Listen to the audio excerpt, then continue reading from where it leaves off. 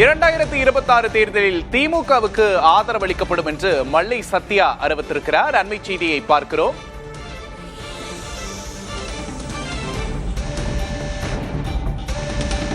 மல்லை சத்யா தொடங்கிய திராவிட வெற்றிக் கழகம் திமுகவுக்கு ஆதரவு தெரிவித்திருக்கிறது.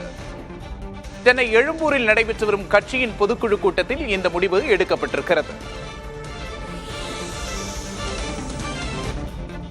கூடுதல் விவரங்களை செய்தியாளர் ராஜ்குமாரிடம் கேட்டு பெறலாம். ராஜ்குமார், மதிமுகவிலிருந்து பிரிந்த மல்லை சத்யா புதிய கட்சியை ஆரம்பித்தார். தற்போது அவரும் திமுகவுக்கு ஆதரவு என்ற நிலைப்பாட்டை எடுத்திருக்கிறார். பின்னணி என்ன?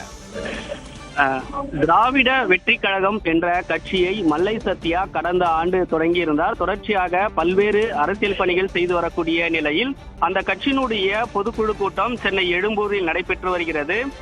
இந்த பொதுக்குழு கூட்டத்தில் பொறுப்பாளர்களுக்கான ஒப்புதல் பெறப்பட்டிருக்கிறது. திராவிட வெற்றி கழகத்தின் ஒருங்கிணைப்பாளராக இருந்த மல்லை சத்யா தலைவராகவும், பொதுச் செயலாளராக பழனிசாமி, பொருளாளராக பேராசிரியர் வாசுகி பெரியார்தாசன் உள்ளிட்ட பொறுப்பாளர்கள் நியமனம் செய்து அதற்கான ஒப்புதல் பெறப்பட்டிருக்கிறது. மேலும் இந்த பொதுக்குழுவில் 8 தீர்மானங்களை திராவிட வெற்றி கழகம் நிறைவேற்றியிருக்கிறார்கள்.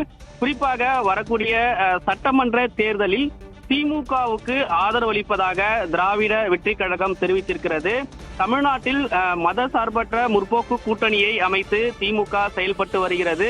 மேலும் மதவாதம், ஜனநாயக சக்திகளை எதிர்த்து திமுக தொடர்ந்து செயல்பட்டு வருவதாகவும், மத்திய அரசு கொடுத்த நெருக்கடியை மீறி தமிழகத்தில் சிறப்பாக திமுக 5 ஆண்டுகள் ஆட்சியை சிறப்பாக செய்திருப்பதாகவும், எனவே வரக்கூடிய சட்டமன்ற தேர்தலில் திமுகவுக்கு திராவிட வெற்றி கழகம் முழுதாக ஆதரவு அளிப்பதாக தெரிவித்திருக்கிறார்கள்.